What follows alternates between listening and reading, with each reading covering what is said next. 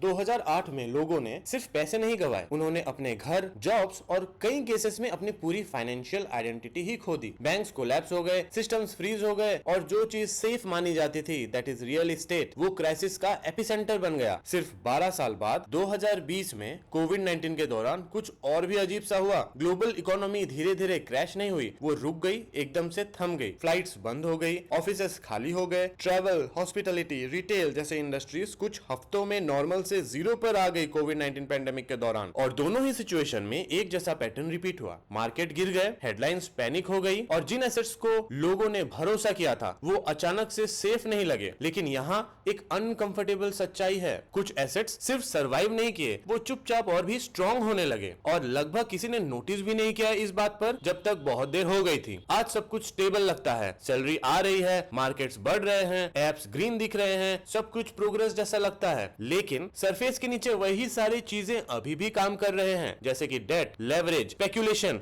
और over confidence. Crisis अचानक नहीं आते, वो बनते हैं धीरे धीरे, चुपचाप और फिर अनअवॉइडेबल हो जाते हैं। सवाल ये नहीं है कि नेक्स्ट क्राइसिस कब आएगा, सवाल ये है कि उसमें आप कैसे करके अपने एसेट्स, अपने संपत्ति को सर्वाइव करवाएंगे। ऐसे कौन से एसेट्स हैं जो नेक्स्ट क्राइसिस को सर्वाइव करेगा, क्योंकि हर एसेट एक जैसा नहीं होता। कुछ कॉन्फिडेंस पर डिपेंड करते हैं, कुछ कैश फ्लो पर और कुछ किसी पर भी डिपेंड नहीं करते। चलिए जानते हैं कि कौन कौन से ऐसे एसेट हैं या संपत्ति है जो किसी भी क्राइसिस में सर्वाइव कर सकती है। शुरू करते हैं सबसे मिसअंडरस्टूड एसेट के साथ। पहला सर्वाइवल एसेट है गोल्ड। गोल्ड इनकम जनरेट नहीं करता, वो इनोवेट नहीं करता, वो बस पड़ा रहता है और इसी वजह से वो सर्वाइव करता है। 2008 के फाइनेंशियल क्राइसिस के दौरान जब बैंक्स जैसे लेमन ब्रदर कोलैप्स हो गए और मार्केट गिर गए, गोल्ड अर्निंग्स या फोरकास्ट पर डिपेंडेंट नहीं था, वो एक सिंपल चीज पर डिपेंडेंट था, दूसरे एसेट्स के लिए डिस्ट्रस्ट। जब सिस्टम टूटने लगते हैं, लोग ये नहीं पूछते पैसे कैसे बढ़ेंगे, वो ये पूछते हैं कि ऐसी कौन सी चीज है जो गायब नहीं होगी। 2008 से 2011 के बीच गोल्ड के प्राइसेस ग्लोबली बढ़ गए। इंडिया में भी गोल्ड का डिमांड बढ़ गया, एक्साइटिंग होने की वजह से नहीं बल्कि रिलायबल लगने की वजह से। लेकिन गोल्ड की लिमिटेशन है, वो वेल्थ प्रोटेक्ट करता है, मल्टीप्लाई नहीं करता। और यही लोग कंफ्यूज हो जाते हैं, वो सर्वाइवल एसेट से ग्रोथ एक्सपेक्ट करने लगते हैं, लेकिन क्राइसिस में सर्वाइवल पहले आता है। अब देखते हैं अपने दूसरे एसेट या संपत्ति के तरफ जो क्राइसिस में सर्वाइव करता है। हमारा दूसरा सर्वाइवल एसेट है कैश।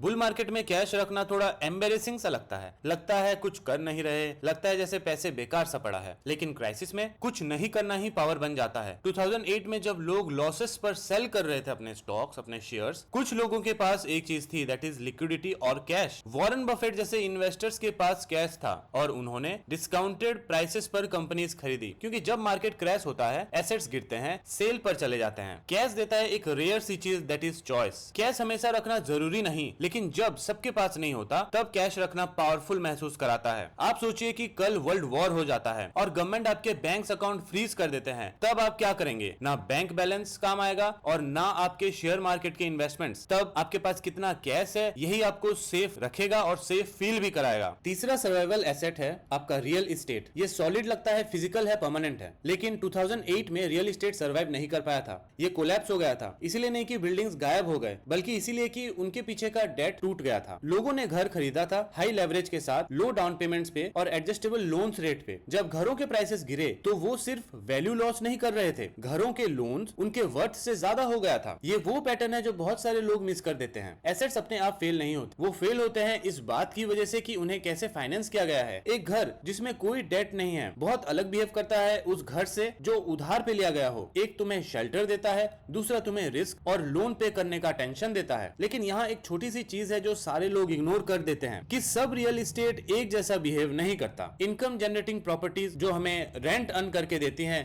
ज्यादा बेटर सर्वाइव करती हैं, क्योंकि चाहे सारे मार्केट क्रैश क्यों ना हो जाए या घर के प्राइसेस गिर जाएं, कैश फ्लो कंटिन्यू रहता है, रेंट का आना बना हुआ रहता है। क्राइसिस के दौरान रेंट्स ड्रॉप हो सकते हैं, वैकेंसीज बढ़ सकते हैं, लेकिन रेंटल इनकम आपके खर्चों को कवर कर सकती है, प्रेशर रिड्यूस कर सकता है और रिकवरी तक आपके लिए कंटिन्यूअस इनकम सोर्स बना हुआ रहता है। और फिर एक और टाइप का रियल एस्टेट है जिसके बारे में लोग रेयरली ही सोचते हैं, वो है एग्रीकल्चरल लैंड। क्योंकि बहुत सारे एसेट से अलग ये सिर्फ बैठी हुई नहीं रहती या मार्केट सेंटीमेंट पर डिपेंड नहीं करती, ये कुछ एसेंशियल प्रोड्यूस करती है, जो कि अनाज, खाना। चाहे क्राइसिस कितना भी सीवियर हो, इकोनॉमिक, फाइनेंशियल या ग्लोबल क्राइसिस ही क्यों ना हो, लोगों को फिर भी खाने की जरूरत तो पड़ेगी ही। जिसका मतलब है प्रोडक्टिव लैंड वैल्यू रिटेन करती है, सिर्फ एक एसेट के रूप में ही नहीं बल्कि सर्वाइवल के एक सोर्स के रूप में भी। तो रियल एस्टेट ना सेफ है ना अनसेफ, ये डिपेंड करती है तीन चीजों पे। उसे लेने के लिए आपने कितना उधार लिया है, डेट, उससे आपको कितना इनकम जनरेट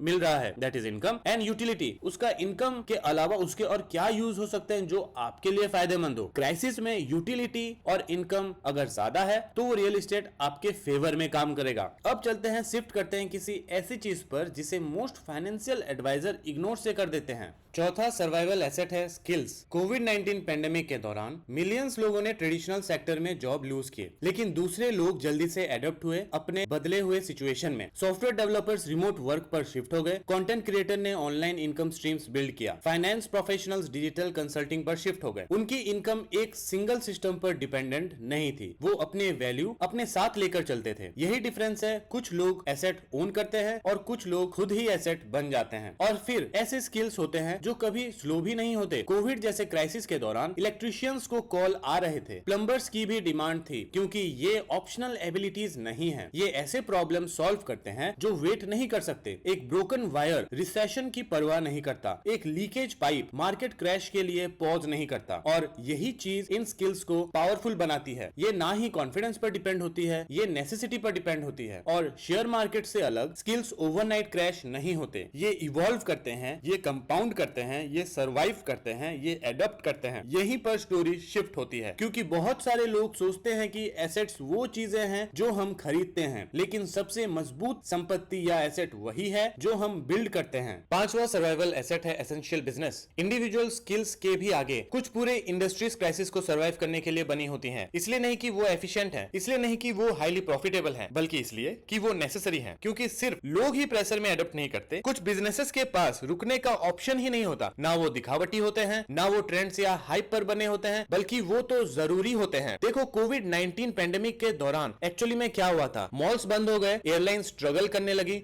पूरी सेक्टर स्लो होके रुकने जैसी हो गई थी, लेकिन इकोनॉमी के कुछ पार्ट्स पॉज नहीं हुए। हॉस्पिटल्स ओवर कैपेसिटी पे चल रहे थे, फार्मेसीज खुली रहती थी 24 घंटे, ग्रोसरी स्टोर एसेंशियल बने रहे, क्योंकि जब बाकी सब रुकती है, ये नहीं रुकते। लोगों को मेडिकल ट्रीटमेंट की जरूरत बंद नहीं होती, वो फूड खरीदना बंद नहीं करते। इसका मतलब यही है कि ये बिजनेसेस ऑप्टिमिज्म, ट्रेंड या फिर मार्केट साइकिल्स पर रिलाई नहीं करते, वो किसी और ज्यादा गहरी चीज पर डिपेंड करते हैं, वो है इंसानी जरूरत। और यही उन्हें ज्यादा मजबूत बनाता है बाकी एसेट से। दरअसल यही वो प्रिंसिपल है जो हम इस वीडियो के शुरुआत से देख रहे हैं। वो एसेट्स जो क्राइसिस सर्वाइव करते हैं, वो हमेशा सबसे फास्ट ग्रो करने वाले एसेट नहीं होते। वो एसेट्स प्रॉब्लम सॉल्व करते हैं, कुछ ऐसे प्रॉब्लम्स जिन्हें डिले नहीं किया जा सकता। अब दोस्तों, हम चलते हैं अपने लास्ट सर्वाइवल एसेट की तरफ। एक ऐसा एसेट जो तुम्हारे पोर्टफोलियो में दिखाई नहीं देता, एक जिसे कोई मार्केट क्रैश नहीं कर सकता। वो एसेट है सोशल रिलेशनशिप्स, दोस्त, परिवार, तुम्हारे आसपास के ट्रस्टेड लोग। ये सिंपल लगता है, लगभग बहुत ऑब्वियस सा, लेकिन हर क्राइसिस में ये सबसे पावरफुल एसेट में से एक बन जाता है जो तुम्हारे पास हो सकता है। कोविड-19 पेंडेमिक के दौरान जब जॉब्स चली गई और इनकम रुक गई, कई लोग स्टॉक मार्केट की इन्वेस्टमेंट्स की वजह से सर्वाइव नहीं कर पाए। वो सर्वाइव किए क्योंकि किसी ने उनकी मदद की, एक फैमिली मेंबर ने सपोर्ट किया, एक दोस्त ने एक अपॉर्चुनिटी शेयर की, एक नेटवर्क ने एक नया जॉब का डोर ओपन किया। क्योंकि मुश्किल वक्त में एक्सेस मैटर करता है, इंफॉर्मेशन मैटर करता है, सपोर्ट मैटर करता है, ट्रस्ट मैटर करता है, और ये सब चीजें सिर्फ पैसे से नहीं आती, ये रिलेशनशिप से आती है। ये एक ऐसी चीज है जिसे मोस्ट फाइनेंशियल एडवाइस इग्नोर करती है। फाइनेंशियल एडवाइस फोकस करती है उस पर जो तुम खरीद सकते हो, लेकिन क्राइसिस में जो उतना ही मैटर करता है वो है कि आप किस पर रिलाय कर सकते हो, आप किस पर डिपेंड कर सकते हो। क्योंकि जब सिस्टम्स टूट जाते हैं या क्राइसिस आ जाती है, तब लोग इसे अकेले पार नहीं करते, वो क्राइसिस को एक साथ मिलकर पार करते हैं। हर क्राइसिस एक ही पैटर्न रिवील करता है। जो एसेट ऑप्टिमिज्म से जुड़े होते हैं सबसे पहले गिरते हैं। कोविड के दौरान एयरलाइन स्टॉक्स के बारे में सोचो, डिमांड ओवरनाइट गायब हो गई। जो एसेट फंडामेंटल से जुड़े होते हैं वो नेक्स्ट गिरते हैं। इवन स्ट्रॉन्ग कंपनीज भी